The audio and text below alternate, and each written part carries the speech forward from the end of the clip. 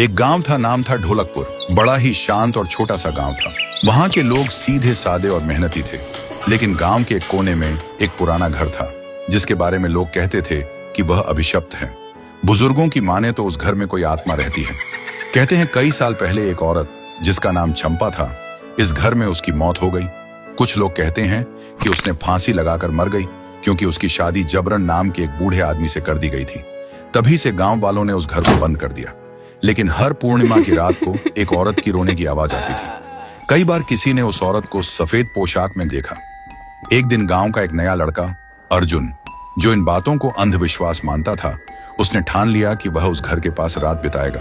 उस रात पूर्णिमा थी।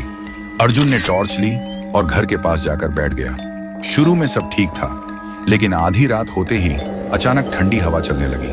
उसके टॉर्च अपने आप बंद हो गई। तभी उसे किसी के कदमों की आहट सुनाई दी। वह घबराया और इधर उधर देखने लगा। तभी उसने देखा एक भूत, जो बिना कपड़ों में हवा में उड़ रही थी और उसके सामने आकर खड़ी हुई थी।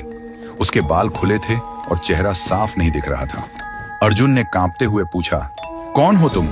औरत ने धीरे धीरे सिर उठाया और उसने बोला, मैं चंपा हूं, मुझे मार दिया गया है। मुझे एक बुढ़े के साथ जोर जबरदस्ती करके शादी कर दिया गया था और उसे बुढ़े ने मुझे मार दिया। और अंत में कहा, मुझे न्याय चाहिए। और उसके बाद चंपा वहां से चल पड़ी। अर्जुन बेहोश हो गया और सुबह तक वह बेहोश पड़ा था। जब उसका होश आया तो देखा सुबह हो गया था। गांव वाले उसे बेहोशी देखकर उसके पास आया और पूछा कि क्या हुआ। रात में हुई पूरी घटना सबको बोल दिया। उसके बाद अर्जुन ने गांव छोड़ दिया और कभी वापस नहीं आया। और तब से कोई उस घर के पास नहीं जाता। अब भी हर पूर्णिमा की रात घर के पास से एक औरत की सिसकियों की आवाज आती है।